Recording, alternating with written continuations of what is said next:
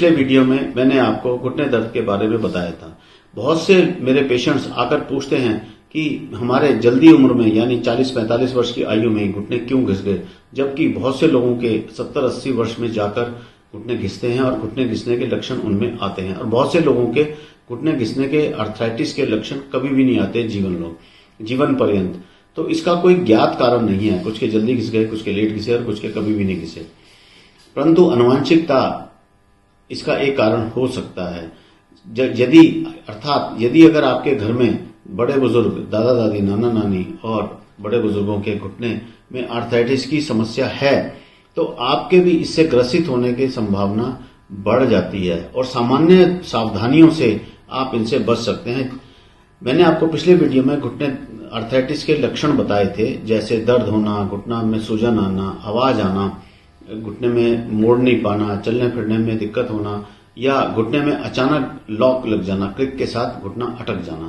तो ये सब लक्षण अगर आप सामान्य प्रिकॉशंस रखेंगे, बहुत सरल, बिना खर्चे के, तब आप अपने आर्थराइटिस से बच सकते हैं। जैसे उकड़ू बैठना, बहुत से लोग उकड़ू बैठकर अपना काम करते हैं।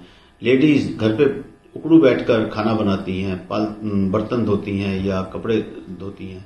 खेतों में जो लेडीज काम कर रही हैं वो उकड़ू बैठकर ही खेती करती हैं, खरपतवार निकालती हैं, या बहुत छोटे से 6 इंच के पार्टी पे बैठकर वो काम करती हैं। इस प्रकार काम करने से आपके घुटने पे बहुत अधिक जोर पड़ता है। घुटने के कॉन्डाइल्स आपस में टकराने लगते हैं और वो जल्दी घिसने लगते हैं और कम उम्र में ही उनके आर्थराइटिस हो जाता है। इसी प्रकार अगर आप पालथी लगाकर बैठते हैं, बहुत से घरों में पालथी लगाकर बैठने का, नीचे जमीन पर बैठने का रिवाज होता है, तो वो सारा काम, खाना पीना, बैठना, उठना, बातचीत करना, सब नीचे बैठ के करते हैं। बहुत से लोग पूजा नीचे बैठ के घंटों घंटों पूजा करते हैं। इन सब कारणों से घुटने के कॉन्डाइल आपस में टकराते हैं और उनके घिसने की संभावना बढ़ जाती है और कम उम्र में ही उनके आर्थराइटिस की समस्या हो जाती है। अतः जहां तक संभव हो आप पालथी लगाकर ना बैठें, या पूजा का जहां तक सवाल है आप कुर्सी पे बैठकर पूजा कर सकते हैं। उसी प्रकार जो आप उकड़ू बैठकर काम करते हैं उनको आप किसी प्रकार अवॉइड करें।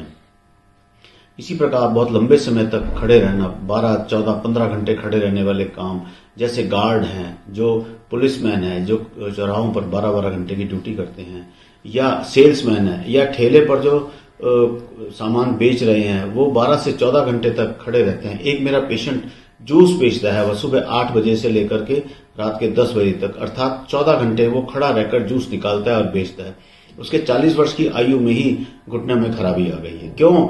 इन सब कारणों से आपके घुटने पर बहुत अधिक अनावश्यक प्रेशर पड़ता है। इसी प्रकार जो ट्रैकर्स हैं, जो 20-20 किलोमीटर डेली चले जाते हैं या सप्ताह में 4 बार जाते हैं, इस प्रकार के ट्रैकर्स अपने घुटनों पे अतिरिक्त दबाव डालते हैं और समय के साथ एक दिन में ये सब चेंजेस नहीं आते, लेकिन अगर आप ऐसा करते रहते हैं तो कुछ वर्षों में आपके घुटने जल्दी घिसने लगते हैं और जो परिवर्तन आपके घुटने में 80 वर्ष में या 70 वर्ष में आना चाहिए वो 40 वर्ष में आने लगता है।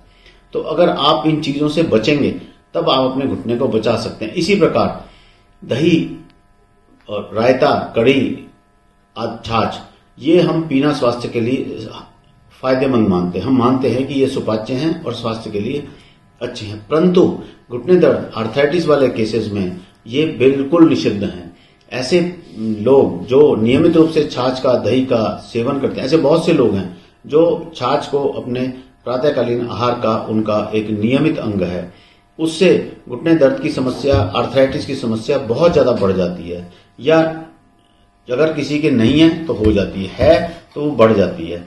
अतः अगर आप इसका सेवन बंद कर दें, आपको लगता है कैल्शियम कम होगा तो आप दूध ले सकते हैं।